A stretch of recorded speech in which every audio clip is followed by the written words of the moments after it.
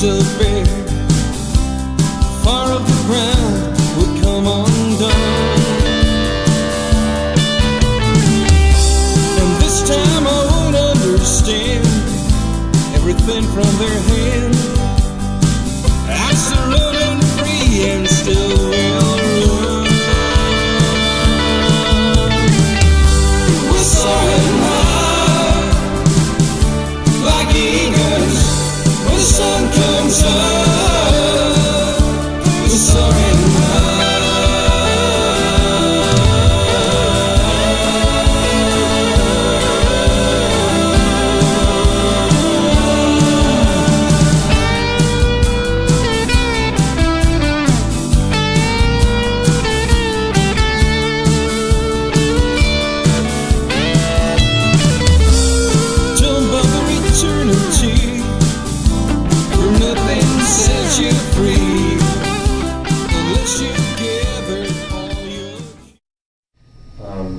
You tell about the initial circumstances that gave issue to form the Constitutional-Sheriffs. There have been a number of issues that affect the citizens of our communities and our counties that caused myself and a number of sheriffs across the country to take more of an active role, not in just enforcing the law, but protecting our citizens' freedoms and ensuring their liberties.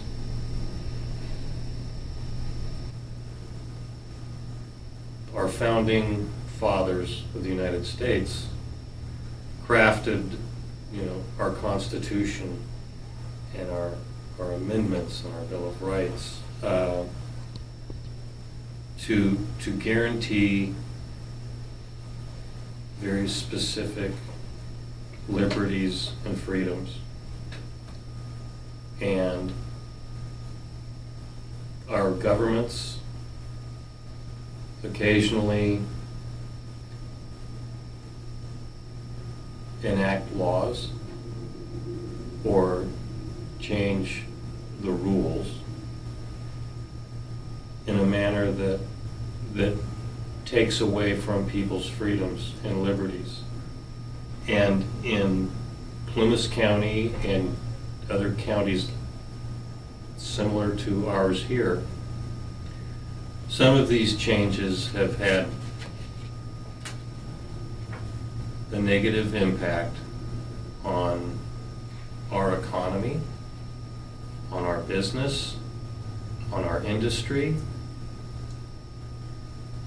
In Plumas County, historically, we had a very strong timber industry and a strong mining industry, and it brought a tremendous measure of wealth to our citizens. And some of the federal agencies that oversee the lands have enacted rules and regulations that don't permit those industries to be successful the way they had been in the past. Our schools are getting smaller, our population is shrinking, and it's keeping people from enjoying the economic success that we've had in the past. And now it's infringing on private property owners' ability to farm and to develop their properties. So myself and a number of other sheriffs across the country have taken a strong position to protect the citizens who elected us and who look to us to not only keep them safe from crime and criminals, But they also now look to us to protect their liberties and ensure their freedoms. And when I saw those freedoms and liberties being challenged or diminished, I spoke out, I think pretty clearly, that we need to not let that happen. And people should be free to travel in the forests. People should be encouraged to be successful in the timber industry and in mining, and all of those industries have suffered to the point that our economy has shrunk, and we're not as successful as we used to be. Now, I know one of the questions is, a lot of people think that we are focusing on the Second Amendment, the right of the people to keep and bear arms, firearms. That's one issue amongst many other issues, but it's an important issue. There have been a number of tragedies, not just in the United States, but all over the world. But in the United States, we've had some horrible acts of violence. The Sandy Hook incident, where the children at the school were shot. In Aurora, Colorado, the movie theater shooting. Down in the Southwest, one of our Congress ladies was shot. There is a lot of violence in this world. Taking away the liberties and freedoms as they relate to firearms and the right to keep and bear arms and self-defense. Taking those freedoms from the law-abiding citizen will not stop the mentally disturbed or the criminally inclined from carrying out those acts of violence. Gun violence is a big problem in the United States. In Chicago, Illinois, they'll shoot 50, 60 people a week. It's a big problem. But taking the rights away from honest, hardworking, law-abiding citizens will not address the behavior of those individuals who are emotionally disturbed or criminally inclined. And I think my opinion is that until we change people's attitudes and behaviors, we're going to continue to have this problem no matter how many restrictions you put on law-abiding gun owners. The law-abiding citizen who will be deprived of their rights or their abilities to own, possess, and enjoy sporting firearms or weapons for self-defense and home protection.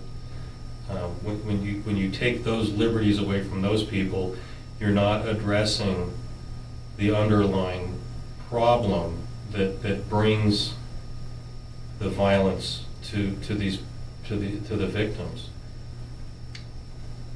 By simply making an object illegal, you're not addressing the behavior and the attitudes and the illness that precipitate the violence. So I really don't see the gun control efforts that are currently being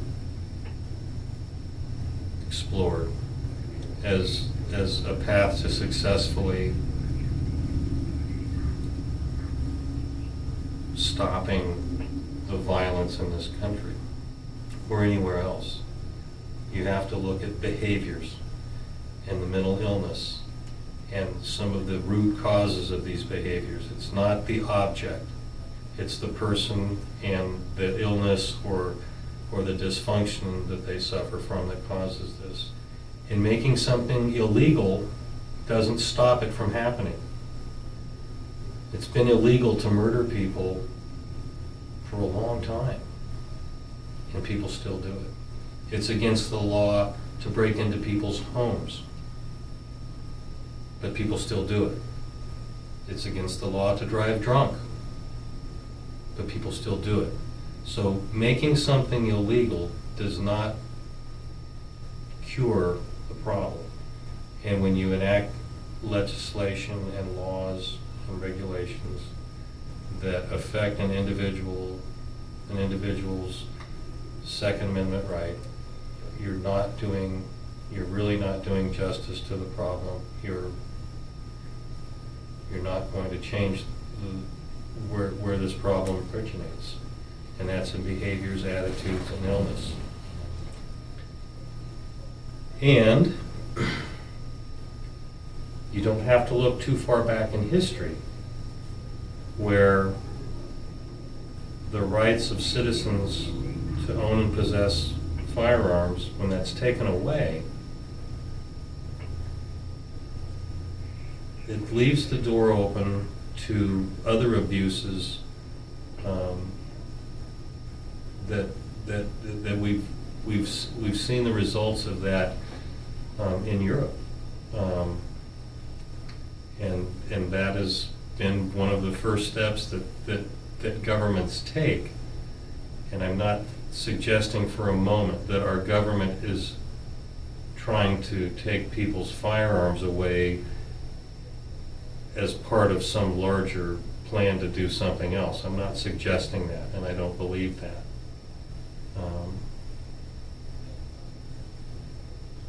But there can be unintended consequences when you start changing some of the fundamentals that this country was built on. And the Second Amendment is very, very important. I've said it's the Second Amendment for a reason. It's just below the freedom of speech, freedom of religion. It's that important. They didn't make it the 9th or 10th. They made it the second one because it's a very, very important principle upon which this country was founded, and it's a freedom and liberty that I think needs to be safeguarded. And when you consider the direction that our government occasionally is headed down, where instead of expanding, granting greater freedoms, granting greater liberties, they're shrinking our freedoms and they're shrinking our liberties. And if that continues, where are we going to be left, in 20, 30, 50 years? We're very regulated, from the kind of fuels we can put in our car to the kind of foods that we can eat, and you name it. There's a regulation from the government that impacts so many aspects of our lives. I would like to see government be smaller and our freedoms larger. And a lot of sheriffs throughout the country, throughout the United States and throughout the state of California, feel the same way. And so there are some organizations that have come together of sheriffs and officials to stand up for the founding principles, the cornerstones that this country was built on. It was an interesting experiment back in the late 1700s. But those documents, our Constitution, our Bill of Rights, they're a living document, and they're as relevant today as they were when they were written. And tampering with that or fundamentally changing that, I think, is a frightening proposition. And other sheriffs and law enforcement officials and other government officials that share that idea with me are coming together in organized groups. And I think people have been very supportive of us. Generally, people look at the sheriff or the police as people who enforce the law and arrest people who do wrong things, but now there's a greater emphasis on our responsibility to protect people's freedoms, protect their liberties, and that is a responsibility that we all take very, very seriously.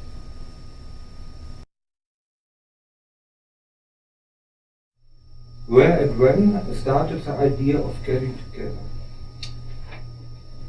I've been the sheriff for 4 years, and this idea of organizing officials who feel the same way started a little bit before I took office, and the number of sheriffs and law enforcement officials who are coming together to support one another is growing all the time. But it started, it really started, a handful of years ago. Here in our area, it started with the closure of roads in the forests and new rules that keep people out of the woods and restrict their ability to cut timber or to engage in mining. Like I said earlier, those have been kind of the foundations of our economy, and have brought a lot of prosperity and wealth to our communities. And now that those are being restricted, our communities are suffering. So it started. This effort has it started several years ago, but it's growing as the government continues to try to bring more regulation and restrictions to some of our basic ways of life. Agriculture, farming, timber, mining, those are all being heavily regulated and restricted by the government.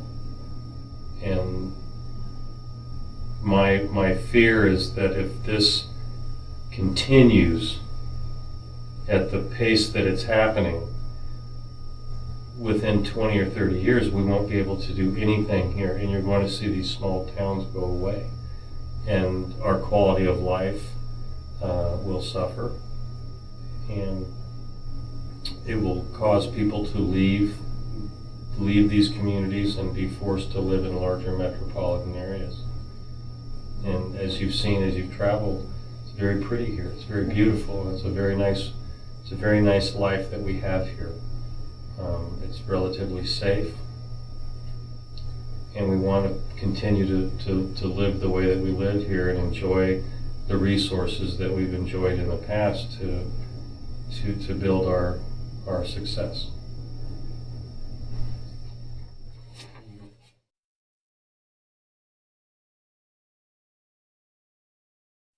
What was your personally triggering event to join the Constitutional-Sheriffs? For me, the event, the action that caused me to become active in this was the United States Forest Service, which is a federal agency, part of the Department of Agriculture. They began restrictions on the public's access to public lands. For us locally, the forests, closing roads and restricting the public's access to public lands. These are public lands, and the public should be encouraged to enjoy them and to use them, and in doing so, develop a real appreciation for them. But when you restrict people's ability to enjoy, the public lands that really are the people's, then I think we have a real problem, and that's what caused me to become active in this.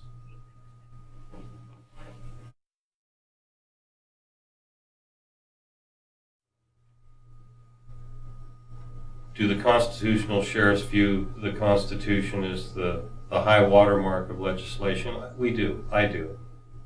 It is, I spoke about it earlier, it's an incredible piece of work. The United States Constitution is a living document that is as relevant today, if not more relevant today, than it was when it was first created. And I do look at that as a legislative high watermark. I really do. And there are people, there are those who believe that certain parts of it aren't relevant today, or certain parts of it should be changed.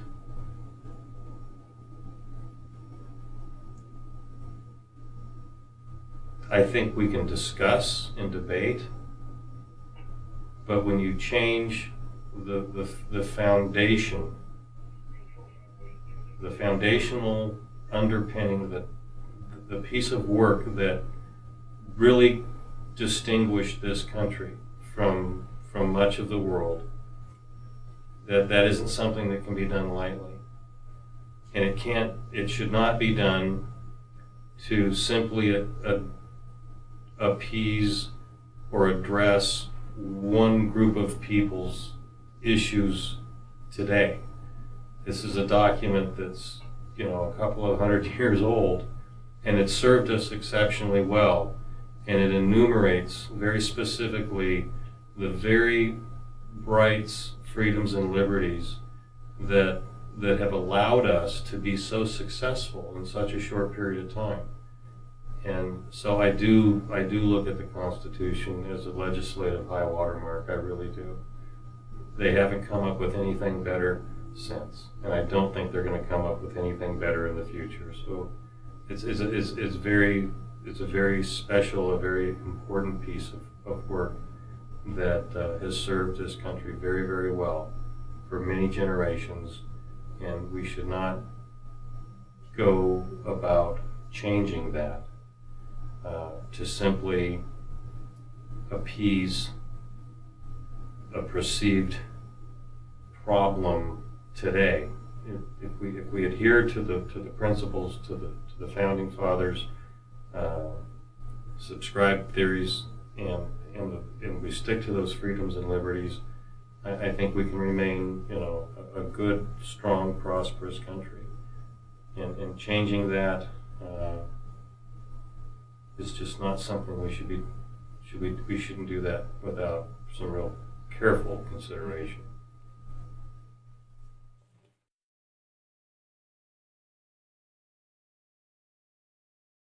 The question is the citizen a citizen of the county or state first, or is he a citizen of the United States first? And first and foremost, everyone is an American or a United States citizen. You can be from California, or you can be a Californian, but first and foremost, you're American. And what is unique about America And I said this in a speech a year or two ago.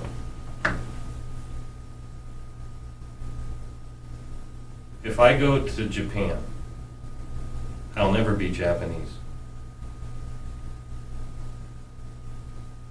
If I go to India, I'll never be an Indian. If I go to Africa, I won't be an African. But people from Japan, India, and Africa can come to the United States and they can be an American. And that is unique. It's very unique in this world. And it's very special. So first and foremost, everybody here, you're an American. You can be a Californian after that.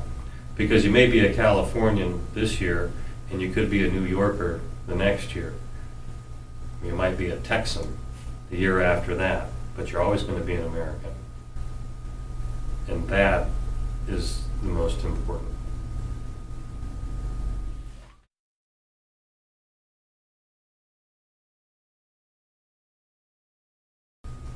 Well,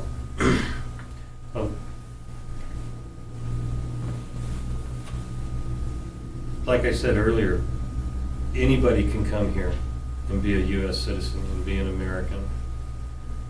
People that come here illegally, people that come here illegally, I understand why people want to come here. But there has to be a sound, safe, and responsible process to do that. And when you become a citizen, I think, and you subscribe to the legal and responsible process of doing that, you become invested in your country. You develop a commitment to your country that I fear people that do it illegally don't have that same commitment or that same investment, and they don't look at it as their country.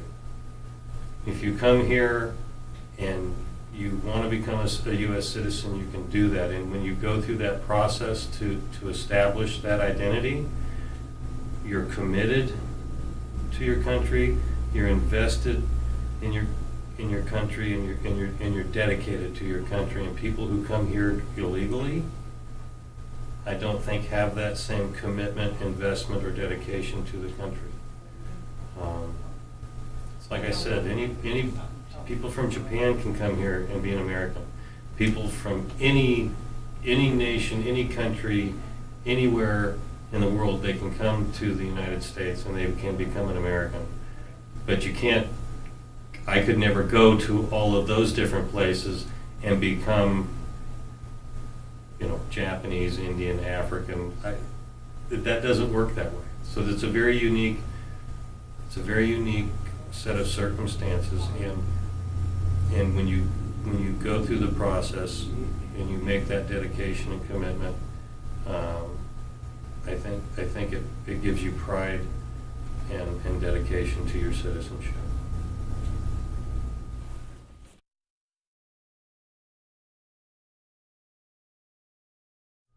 The Constitutional-Sheriffs, the question is, being a constitutional sheriff, how does it affect our relationship with the federal government and the federal agencies and some of the state agencies? I've spoken pretty clearly on my position when it comes to what some of the federal agencies are doing. I work with these federal agencies here locally in my community in this county. I don't agree with what some of these agencies are doing, and that's why I've spoken against it. But the people who are here that work for those agencies are very, very nice people. The decision-making that's going on in Washington, D.C., in some of the larger offices, that is what I take exception to. Working with the local representatives of those agencies, I get along with them very well, and I've known most of them a good portion of my life.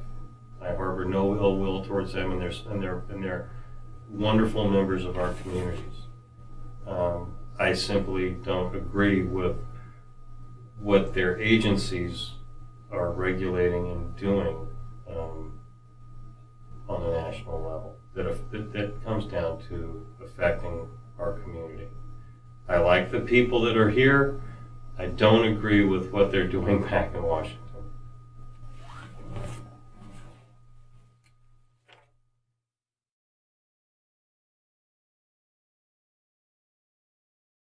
Did this change the way that my daily work is with these people in these agencies?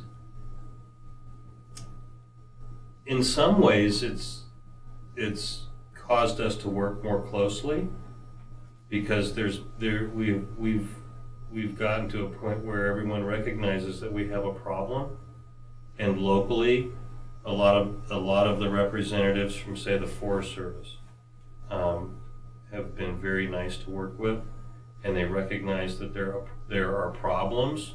So we actually work together more often.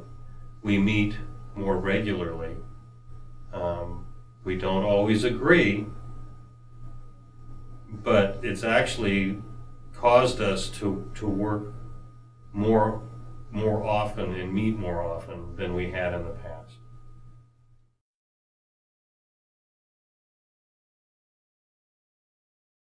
Some people are concerned about the idea of the constitutional sheriff.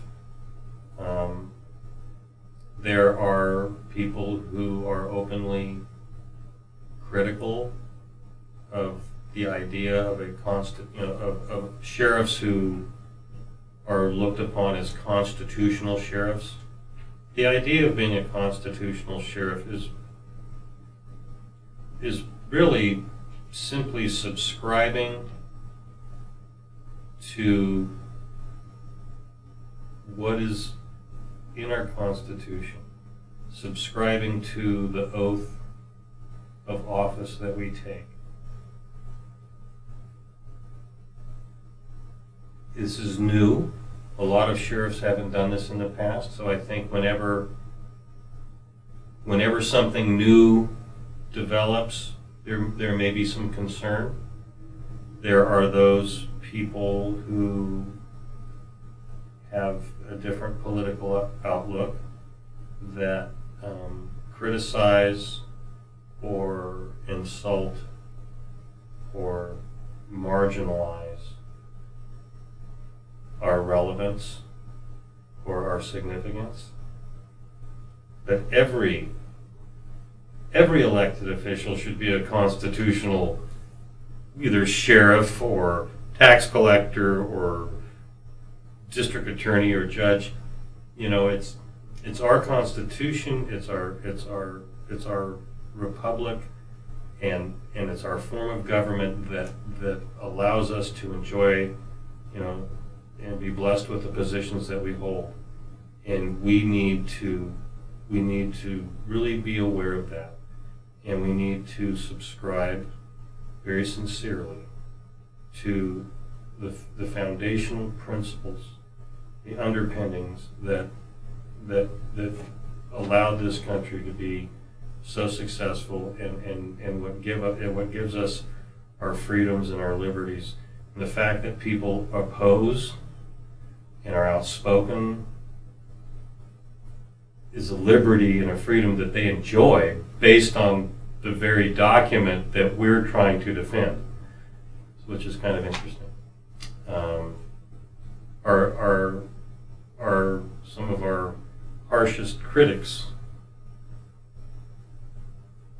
would do well to appreciate the fact that the very freedoms and liberties that allow them to voice their opposition are based in the document and the principles that we're trying to defend. So it's interesting.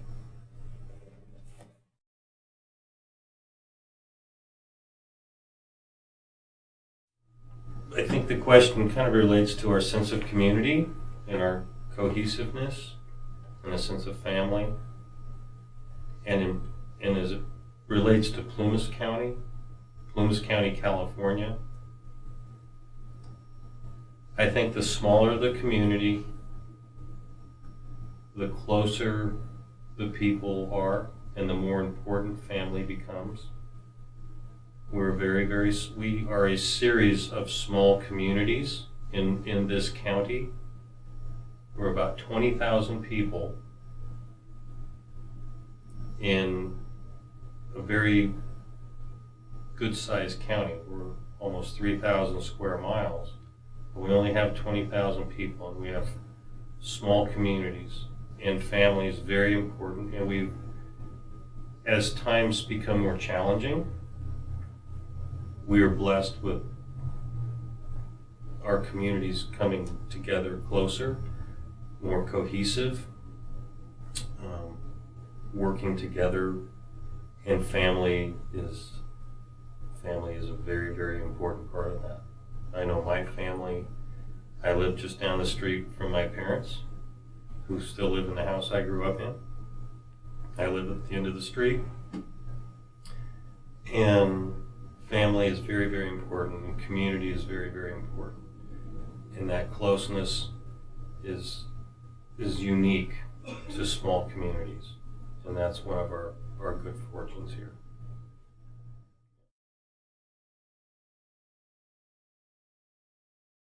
Established, have we seen a decline in crime? No. No, we haven't seen a decline in crime.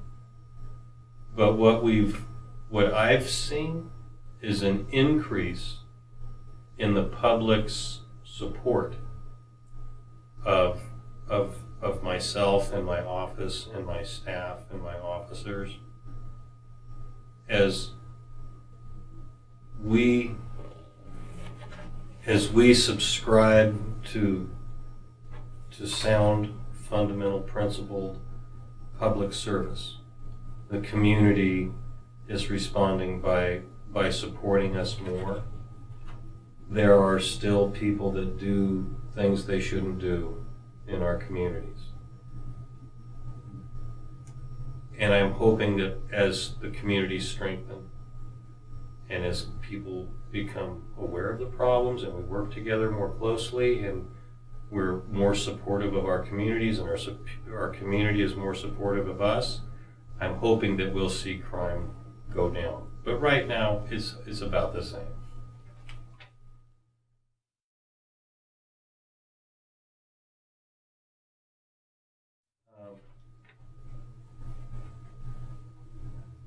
I can imagine, and I'm pleased to know that people in Germany, and actually I've heard from people in England and New Zealand, and as well as Germany,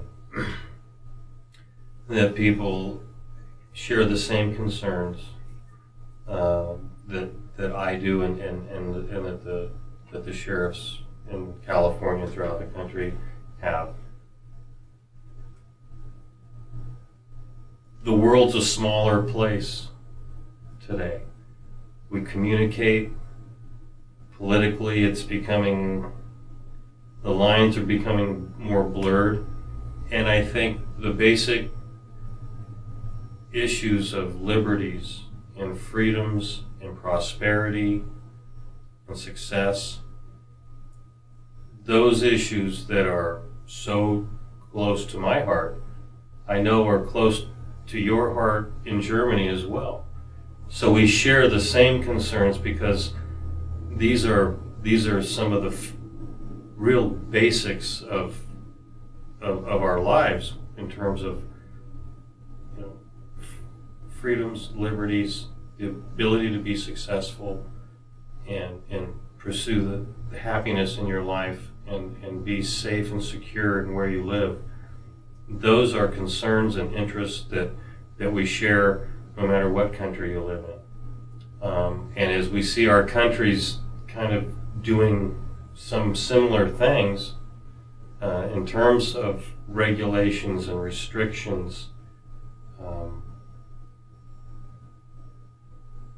it doesn't surprise me that people in Germany, for example, are just as concerned about it as we are here in the United States. And because we can communicate so much more effectively now than we could even 20, 30 years ago, I think this is a situation where technology is allowing us to share ideas and offer support to one another much more effectively than we've ever been able to do in the past.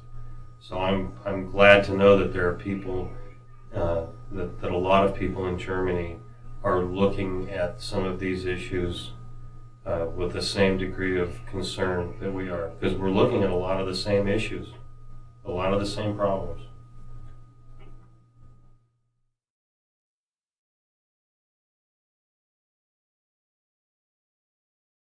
Can we peacefully